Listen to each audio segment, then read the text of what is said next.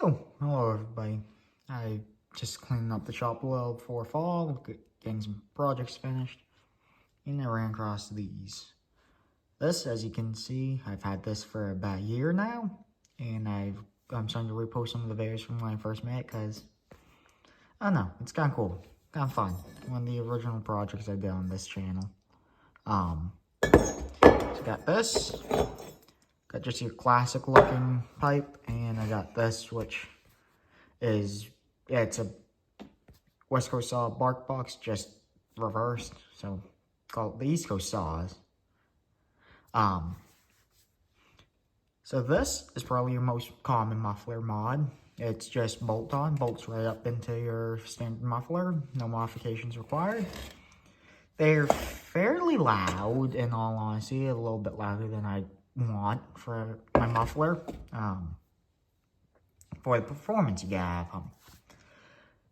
They make about, on like a 70cc saw, which is what I see these on most, they make probably close to about 3/4 of a horsepower. On your 90cc saws, 660s for example, these make about full horsepower more. Your 500i, they make probably good 7/8 of a horsepower more. Decent power gain, but they're fairly loud. Now we come to this. This is the most common pipe muffler I see on saws, and they work great. They're easy to make, they're cheap, they're simple, they're easy. I welded this one up when I was bored at work one day in the shop in about half an hour. And these are really loud, but they make a lot of power. I haven't dynoed them, but if I had to put a number on it, I'd say these make almost double the power these make. These legitimately probably make almost 2 horsepower over stock. You gotta play with the sizes to get them just perfect, but once they are perfect, they really perform. You also have the muffler, such as the one on my 390, which I actually can grab for you guys. Give me one second. I wish I grabbed it earlier. Here's this. This is about as loud as this. It makes about the same power, but it makes the power just a little differently. It comes onto the power a little differently, and the way it holds power is, again, just a little different. This is, again, really simple to make. This one took me maybe 45 minutes just because trying to get the angles right. Get those tubes in at just the perfect angle. And then, finally, we come to things like this. This was a pet project of mine. It's obnoxiously loud. By far the loudest pipe I've ever run. It's right up there with a full-on expansion chamber or even the half expansion chamber megaphone pipes. It's obnoxiously loud. It does make a little bit more power than anything else on the bench, but it's just deafeningly loud. Can't see it, but there's some internal geometries and stuff I did in this pipe on those end caps. Again, kind of hard to see, but it's not quite as simple as it looks, but it's fairly simple. This one maybe took me an hour and a half when it was all said and done. Makes the most power. Notice it's not on my saw right now. I have something similar to this, but just 2 angled ports out. I'll grab it at some point and show you guys. But I've been running that just because it's the most quiet, other than stock muffler plate, and makes decent power, but it's not obnoxious to run. I love these. I love these. These I can take it or leave them. They're meh. They're expensive, they're loud, but they do make power, so. These 3 pipes were free, other than like an hour of my time, but I don't value my time when I'm just getting to screw around the shop for fun at 60 bucks an hour, so I'd say these are still a lot cheaper than buying one of those. But with that being said, there's a reason these are the most common. They're the easiest to make. You can make them for just about anything. There's people online who sell them. You can make them yourself. You can find plans to make them. They're quick, they're simple, they're effective.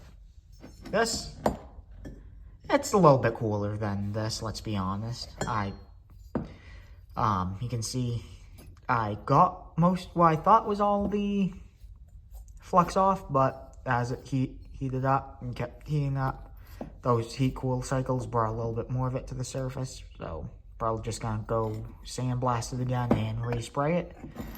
But that high temp ceramic paint from Rust-Oleum works very well. Lasts and just looks decent. Yeah, at some point I'm gonna make another one. Shorten this distance up a little. I think I can get away with it while still maintaining power. Make it a little bit shorter overall. No matter what I do with it, it's gonna be loud. No matter what I do, it's gonna be obnoxious. But no matter what I do, that brings smiles to people's faces because it's just obscene. It's obnoxious. It's crazy. Who would do that to a chainsaw? Gets conversations going. It's just fun to run too. Like sometimes it's fun to just have something really loud that cuts really fast. But if I had to pick my favorite, I'd say probably this. Just looks nice. It's not overly loud. It's not overly quiet. Gets the heat out of the saw, and it just runs well. These are a close second. That's third, just because of how obnoxiously loud it is. It's Double Ear Pro is not quite enough with that. It still is obnoxious. These are my least favorite just because, again, they're expensive and they do make power though. I have to give them credit. If you just want to bolt something onto your saw, don't want to have to worry about making a pipe, that's the way to go. The next topic I wanted to discuss, I've seen a few people making videos about how dangerous pipes are because these are just mild steel welded together. They can rust. As you can see, that's rust starting to form, just leaving it in the shop. However, what people fail to realize, and I see this issue when people put a pipe on a saw and don't run it right away. They'll put the pipe on and wait a couple weeks before they run it. That's when you can develop rust. This pipe has been off of a saw for, at this point, 8 months almost. I don't see a speck of rust starting to form. That's just brown discoloration from the carbon and stuff. There's no loose powdery rust forming. There's nothing. There's that one little flake of something, which is just some of the flux that fell in there. But you can see, no rust. This hasn't been on a saw in a couple months. 2 months, maybe.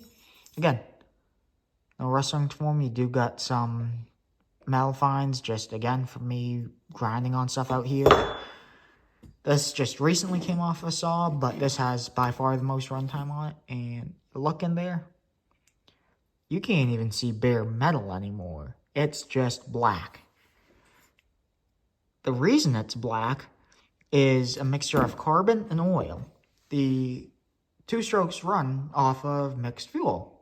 That oil winds up somewhere, and it usually turns into a sludgy carbon mess. Once you run the saw for a little while, that sludgy carbon-filled mess will wind up in your pipe inside of everything, coating all the steel surfaces.